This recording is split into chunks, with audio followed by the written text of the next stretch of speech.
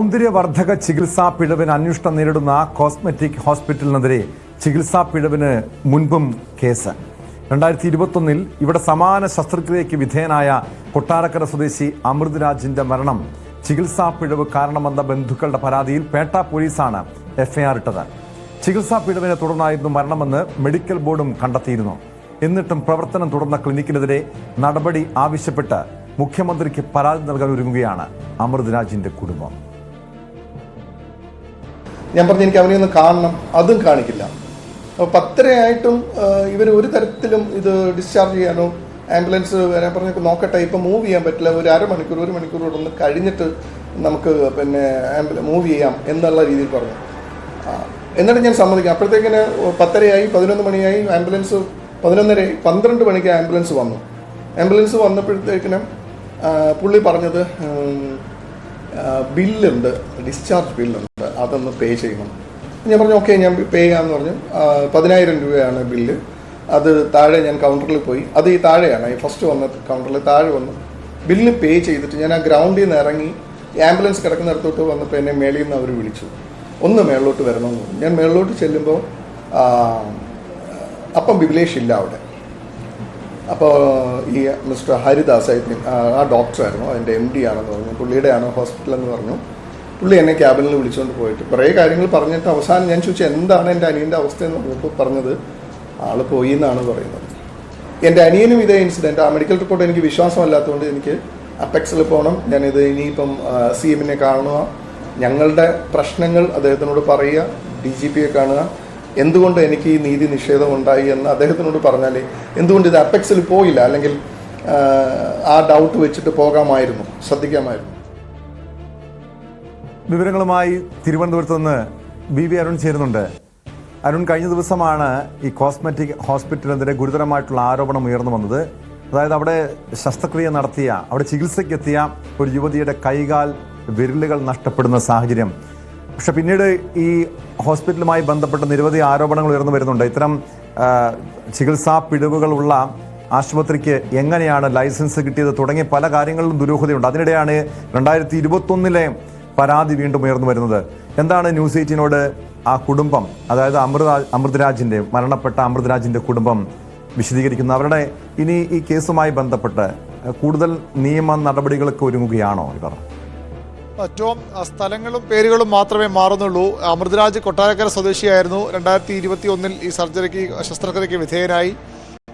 നീതു ഈ തിരുവനന്തപുരം മുട്ടത്തറ സ്വദേശിയും. പക്ഷേ ഈ രണ്ട് കുടുംബങ്ങളും പറയുന്ന ഒരേ കാര്യമാണ്, ഒരുപക്ഷെ ഈ എങ്ങനെയാണ് ഈ ശസ്ത്രക്രിയയ്ക്ക് ഇവർ സ്വാധീനിച്ചത്, അല്ലെങ്കിൽ ഇവരെ അതിലേക്ക് ക്യാൻവാസ് ചെയ്തത്, അതുമുതൽ ഈ ദുരവസ്ഥ ഉണ്ടായതുവരെ ഇപ്പോഴത്തെ ഈ അവസ്ഥയിലേക്ക് കുടുംബങ്ങൾ എത്തിയതുവരെയുള്ള കാര്യങ്ങളെല്ലാം ഏകദേശം ഒരുപോലെയാണ്.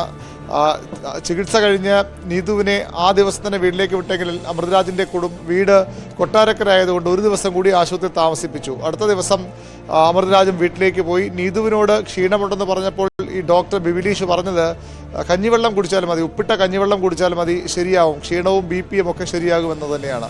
അതേ കാര്യമാണ് അമൃത് രാജിനോടും പറഞ്ഞത്. അമൃത് രാജ് വീട്ടുകാരുടെ സമ്മതമില്ലാതെയാണ് ഈ ശസ്ത്രക്രിയയ്ക്ക് വന്നത്. അദ്ദേഹം കുറച്ച് തടിച്ച ശരീരപ്രകൃതിയുള്ള ആളുമായിരുന്നു.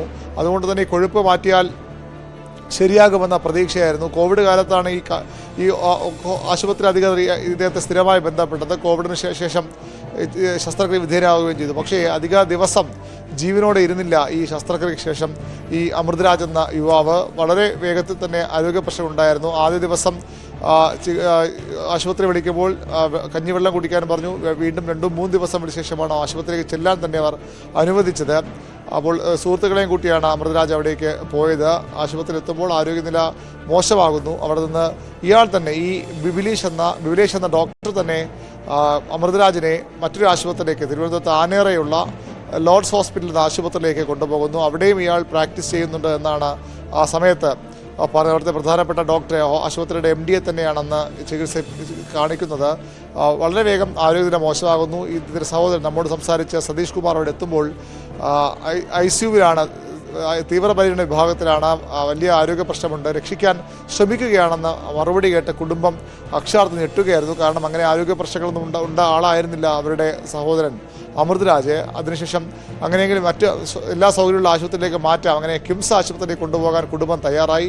ഈ ആശുപത്രി ചിലവായ തുകയൊക്കെ അടച്ച് ആംബുലൻസ് വിളിക്കുമ്പോഴേക്കും ഡോക്ടർ വീണ്ടും വിളിപ്പിക്കുകയും മരിച്ചുപോയി അമൃതരാജ് എന്ന് ഈ കുടുംബത്തെ അറിയിക്കുകയുമായിരുന്നു. അതായത് ഒരു ആരോഗ്യ പ്രശ്നമില്ലാത്ത, അല്പം ശരീരം തടിച്ച് ഒഴിച്ച് മറ്റു പ്രശ്നങ്ങളില്ലാത്ത ഒരാൾ ഈ ശസ്ത്രക്രിയയ്ക്ക് വിധേയനാകുന്നു. അയാൾ വളരെ വേഗത്തിൽ അയാളുടെ ജീവൻ നഷ്ടപ്പെടുന്നു.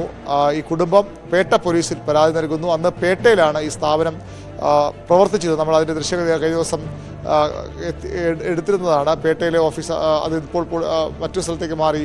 ഇപ്പോൾ ദൃശ്യങ്ങളിലുള്ള സ്ക്രീനിലുള്ള ഈ അരശിപ്പുള്ളി ആശുപത്രിയിലേക്ക് മാറുകയായിരുന്നു. ഈ അരുൺ, ഇങ്ങനെ ഒരു FIR ഇട്ട ഗുരുതരമായിട്ടുള്ള ചികിത്സാ പിഴവ് ആവർത്തിക്കുന്ന ഒരു ആശുപത്രിക്ക് എങ്ങനെയാണ് ഈ ലൈസൻസ് കിട്ടിയത് തുടങ്ങിയ കാര്യത്തിൽ ഇപ്പോഴും ദുരൂഹതയുണ്ടല്ലോ. മാത്രമല്ല, ഇന്നലെ IMA പോലും ഇവരെ ന്യായീകരിച്ച് രംഗത്തെത്തുന്നു. ഇവിടെ ചികിത്സാ പിഴവല്ല, ഇതുമായി ബന്ധപ്പെട്ട ചികിത്സാ അപകടമാണ് സംഭവിച്ചത് എന്നാണല്ലോ പറയുന്നത്.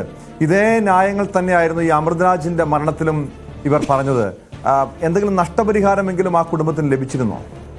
ഒരു നഷ്ടപരിഹാരം നഷ്ടപരിഹാരമില്ലെന്ന് മാത്രമല്ല, ഇതിൽ അമൃതരാജിന്റെ കാര്യത്തിൽ നീതുവിന് വ്യത്യാസമുള്ളത്, ആദ്യത്തെ മെഡിക്കൽ റിപ്പോർട്ട് വളരെ കൃത്യമായി തന്നെ ഈ മരണകാരണം സ്വാഭാവികമായി എല്ലാ മരണങ്ങളുടെയും ആത്യന്തികമായ കാരണം ഹൃദയം നിലയ്ക്കുക തന്നെയാണ്, കാർഡിയാക് അറസ്റ്റ് മരണകാരണം. പക്ഷേ മരണത്തിലേക്ക് നയിച്ചത് ഇത്തരമൊരു സർജറി ആണ് എന്ന് വളരെ വ്യക്തമായി ഈ മെഡിക്കൽ റിപ്പോർട്ടിൽ പറയുന്നുണ്ട്. മെഡിക്കൽ റിപ്പോർട്ട് വളരെ വ്യക്തമായി തന്നെ രേഖപ്പെടുത്തിയിട്ടുണ്ട്. എന്നിട്ടും ഇത് അട്ടിമറിക്കപ്പെട്ടു എന്നാണ് ഏറ്റവും പ്രധാനപ്പെട്ട കാര്യം. ഇപ്പോൾ സ്ക്രീനിൽ കാണുന്ന മെഡിക്കൽ റിപ്പോർട്ടാണ്. ആ റിപ്പോർട്ട് അവസാന ഭാഗത്ത് വളരെ വ്യക്തമായി തന്നെ പറയുന്നുണ്ട് ഇത് ഈ സർജറിയാണ്. ഈ സർജറിയുടെ തുടർ ചികിത്സ ഇല്ലാത്തതുകൊണ്ടോ അല്ലെങ്കിൽ അതിൻ്റെ ഫലമായോ ആണ് ഈ മരണത്തിലേക്ക് യുവാവ് പോയെന്ന് വളരെ വ്യക്തമായി പറയുന്നു ആദ്യത്തെ മെഡിക്കൽ റിപ്പോർട്ട്. പിന്നീട് അതിനുശേഷം ഈ നടപടിയൊന്നും ഉണ്ടായില്ല. വീണ്ടും മുകൾത്തട്ടുള്ള സമിതികൾ അന്വേഷിച്ചു. അതിനുശേഷമാണ് ഇവരൊന്നും എത്താതെ പോയത്. ഈ കുടുംബത്തോട് പോലീസ് ഈ കേസ് അവസാനിപ്പിക്കുകയാണ്. മെഡിക്കൽ ബോർഡിൻ്റെ റിപ്പോർട്ട് നിങ്ങൾക്ക് പ്രതികൂലമാണ്. ആദ്യത്തെ റിപ്പോർട്ട്, രണ്ടാമത്തെ റിപ്പോർട്ട് പ്രതികൂലമാണ്. അതുകൊണ്ട് അന്വേഷണം അവസാനിപ്പിക്കാൻ ഒപ്പിട്ട് നൽകണമെന്ന് ആവശ്യപ്പെട്ടു. അത് ചെയ്തിട്ടില്ല.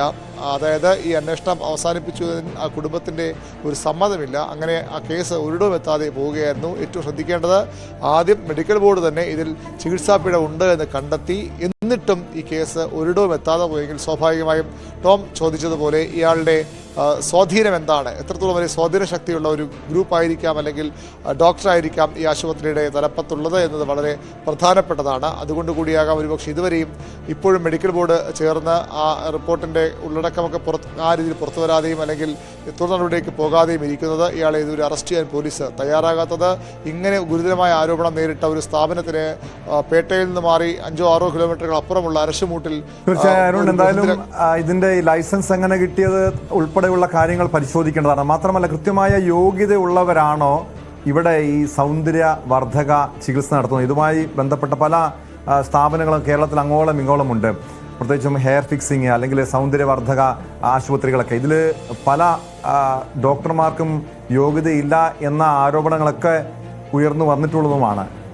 ഈ ആശുപത്രിയിൽ ഇവിടെ ചികിത്സ നടത്തുന്നവരുടെ ഡോക്ടർമാരുടെ യോഗ്യത സംബന്ധിച്ചുള്ള ആക്ഷേപം ആർക്കെങ്കിലും ഉണ്ടോ? അത്തരം സംശയങ്ങളൊക്കെ ഇപ്പോൾ സ്വാഭാവികമായും ഉയർന്നു വരുന്നുണ്ട്. ഡോക്ടർമാരുടെ യോഗ്യതയും അതുപോലെ തന്നെ ഇവിടുത്തെ സ്ഥാപനത്തിൻ്റെ ഫെസിലിറ്റിയും ഒക്കെ. കാരണം ഇത്തരമൊരു ശസ്ത്രക്രിയ നടത്തി ആളുകളെ വീട്ടിലേക്ക് വിടേണ്ടതാണെന്നൊക്കെ സ്വാഭാവികം പറഞ്ഞത് ഡേ കെയർ ട്രീറ്റ്മെൻ്റ് ആണ് എന്നാണ് ഇന്നലെ IMAയുടെ മേധാവി സുൽഫി ഇന്നലെ സംസാരിക്കുമ്പോൾ പറഞ്ഞത്. ഒരുപക്ഷെ അങ്ങനെ ആയിരിക്കാം, ഡേ കെയർ ട്രീറ്റ്മെൻറ്റ് തന്നെയാകാം. പക്ഷേ അങ്ങനെ വരുമ്പോഴും ഞായറാഴ്ചകൾ അവധിയുള്ള ആശുപത്രിയാണ്. ഒരു അടിയന്തര സാഹചര്യം ഉണ്ടായാൽ എങ്ങനെ ഈ കുടുംബം ചികിത്സ അല്ലെങ്കിൽ രോഗിയോ അല്ലെങ്കിൽ അവരുടെ കുടുംബമോ ഇയാൾക്ക് എന്ത് ചികിത്സ നൽകും, അതിൽ പോലും കൃത്യമായ ഒരു വിശദീകരണത്തിന് ഈ ആശുപത്രി പലപ്പോഴും തയ്യാറായിട്ടില്ല. അമൃതരാജിൻ്റെ കാര്യത്തിലും അതുപോലെ തന്നെ നീതുവിൻ്റെ കാര്യത്തിലും ഒരേ സംഭവങ്ങളാണ്. കൃത്യമായ ഒരു സ്ക്രിപ്റ്റ് പോലും വളരെ കൃത്യമാണ്. നേരത്തെ അമൃതാജിൻ്റെ കുടുംബത്തോടും അതേ കാര്യങ്ങളാണ് നീതുവിൻ്റെ കുടുംബത്തോടും ഇവർ ആവർത്തിച്ചത്. അങ്ങനെ അവിടെ സൗകര്യങ്ങളുടെ കാര്യത്തിൽ സംശയമുണ്ട്. ഈ ഡോക്ടർമാരുടെ യോഗ്യതയെ, ഈ സ്ഥാപനത്തിൻ്റെ യോഗ്യത സംബന്ധിച്ചും, ഈ അമൃതാജിൻ്റെ സംഭവം ഉണ്ടാകുമ്പോഴും ഈ സ്ഥാപനത്തിൽ ലൈസൻസ് ഉണ്ടായ, ക്ലിനിക്കൽ എസ്റ്റാബ്ലിഷ് ലൈസൻസ് ഉണ്ടായിരുന്ന കാര്യത്തിലൊക്കെ ഇനിയും വ്യക്തത വരേണ്ടതുണ്ട്. ഏതായാലും ഈ കുടുംബം ഇങ്ങനെ ഈ നീതുവിൻ്റെ അനുഭവം കൂടി വന്നതോടുകൂടി വളരെ ശക്തമായി ഈ വിഷയത്തിൽ ഇറങ്ങാൻ തീരുമാനിക്കുകയാണ്. മുഖ്യമന്ത്രി അടക്കമുള്ളവരെ കണ്ട് പരാതി നൽകാൻ അവർ തീരുമാനമെടുത്തിട്ടുമുണ്ട്. ഇങ്ങനെ ഡോക്ടർമാർക്ക് IMAക്ക് വളരെ വേഗം പറഞ്ഞ് കൈയൊഴിയാം. ഇതൊരു ക്ലിനിക്കൽ ആക്സിഡൻറ്റ് മാത്രമാണ്. പക്ഷേ ഇത്തരം ആക്സിഡൻറ്റുകൾ ഇല്ലാതാക്കുന്നത് ഒരു കുടുംബത്തിൻ്റെ പ്രതീക്ഷയാകാം. ഒരുപക്ഷെ നാടിന് തന്നെ ഗുണമായി മാറേണ്ട ചെറുപ്പക്കാരാകാം. അങ്ങനെ ആ രീതിയിലുള്ള ആളുകളുടെ ജീവൻ എടുത്തുകൊണ്ടുള്ള ഈ ക്ലിനിക്കൽ ആക്സിഡൻറ്റുകൾ എക്കാലവും ജനജീവിതത്തിന് ഭീഷണി തന്നെയാണ്, സാധാരണക്കാർക്ക് ഭീഷണി തന്നെയാണ്. സർക്കാരാണെന്ന് നിയന്ത്രിക്കേണ്ടത്. വ്യക്തമാണ്. തിരുവനന്തപുരത്ത് നിന്ന് VV അരുണാണ് വിവരങ്ങൾ നൽകി. എന്തായാലും ആരോഗ്യവകുപ്പ് നിലവിൽ ഈ ആശുപത്രിക്കെതിരെ നടപടി സ്വീകരിച്ചിട്ടുണ്ട്. പക്ഷെ എന്താണ് വീഴ്ച സംഭവിച്ചതെന്ന് അറിയണം. ഇതുപോലെ മരണം സംഭവിച്ച അമൃതരാജിനും അതുപോലെ തന്നെ നീതുവിൻ്റെ കുടുംബത്തിനും കൃത്യമായ നഷ്ടപരിഹാരം കൊടുക്കാനും തയ്യാറാകണം.